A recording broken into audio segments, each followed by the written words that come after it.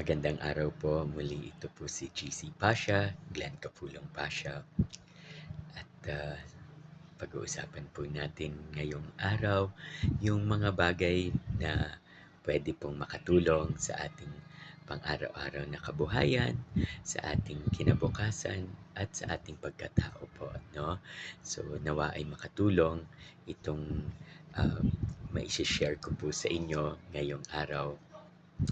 Tungkol po 'to sa paggising ng maaga, 'no. So, kung kaya po natin or unti-unti hanggang kayanin natin, kung pwede po tayong gumising sa pagitan ng 3:00 ng madaling araw hanggang 5:00 ng madaling araw, 'no po. So, at ano po ang gagawin natin? So, napakahalaga po ng mga oras na ito kung kaya po nating gumising. Siyempre, kasama na po siguro dito yung kung pwede tayong makatulog o magpahinga ng mas maaga para po kayanin natin gumising ng ganito kaaga rin nga po, no? Na, so, dahil napakatahimik at gandang oras po na nito, no? So,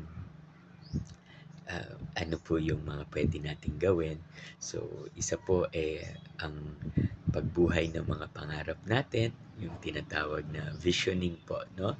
So, uh, panoorin po natin o magbalik tanaw po tayo dun sa mga pangarap natin na marahil ay isinagtabi na natin o itinabi na po natin, no? Dahil sa mga realidad ng buhay. So, dito po, sana muli po nating gisingin ang ating mga pangarap at tanawin kung ano po yung mga gusto po nating marating sa buhay, no po? Kung ano yung gusto nating maging, no po? So, napakagandang pagkakataon po nito kung kaya po nating gumising sa mga oras ng 3:00 ng madaling araw hanggang 5:00 po ng madaling araw na po. At ang susunod po na pwede nating gawin yung tinatawag na planning and strategizing, no po.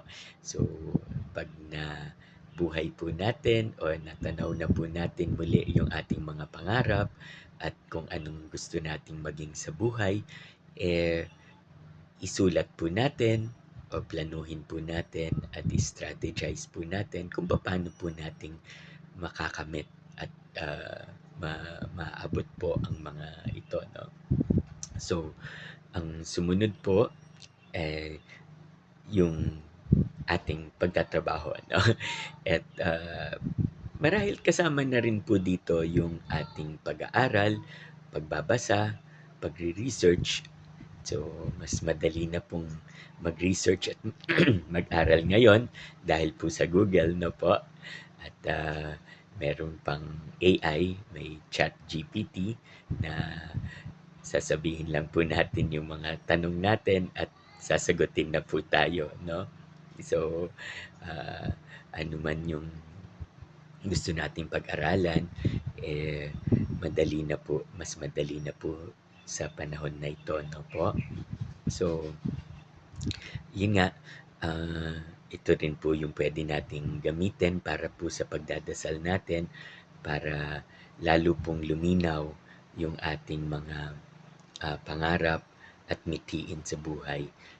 Ito rin po yung panahon na pwede po tayong mag-meditate, no po?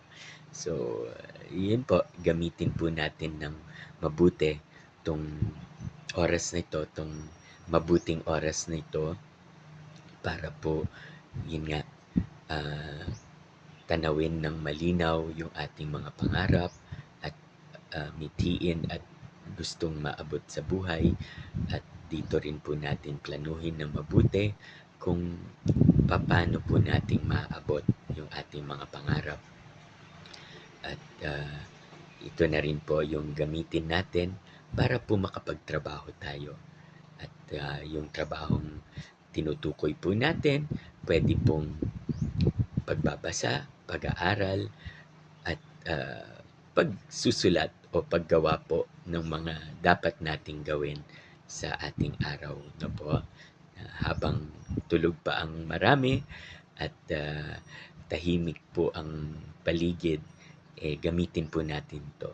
Meron po akong isang kasama sa trabaho, kaibigan, kaeskuwela rin po nung araw na sa ADB o sa Asian Development Bank po siya nagtatrabaho ngayon. Gumigising po siya ng madaling araw kasi doon po siya nakakapagsulat ng mas mabuti, no? At pagkatapos po nun, may matutulog din naman po siya, magpapahinga rin po siya, no? So, yon. At sila po yung mga kumikita ng mga $5,000 to $10,000 o higit pa no po sa loob ng isang buwan, no. So nandito sila sa Pilipinas pero kumikita po sila ng dollars, no, at hindi hindi birong halaga.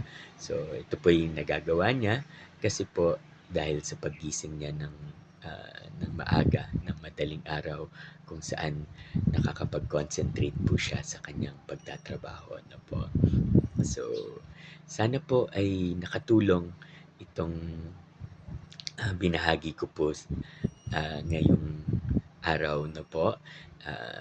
Sana po ay magawa po natin, no, na gumising ng ah, 3:00 ng madaling araw hanggang 5:00 para po buhayin yung ating mga pangarap, tanawin yung ating mga pangarap at gustong maging sa buhay para po magplano at mag-strategize kung paano po natin itong maabot at paano po tayong magiging, no, yung pagkatao po natin tungo dun sa pangarap natin at gamitin din po natin to para magtrabaho, no? At sa ganitong ah, paraan po makapag ah, aral po tayo, makapagbasa, makapagdasal at magawa po natin yung mga gusto po nating gawin at ma yun nga po, makapagtrabaho tayo ng tahimik at mas maayos, no po. So, sana po nakatulong po ang ating pinag-usapan ngayong umaga or ngayong araw. At muli, ito po si GC Pasha, Glenn Capulong Pasha, na nagsasabi rin na mag-impok para po sa ating kabuhayan, kinabukasan at kalikasan. Maraming salamat po at God bless us all.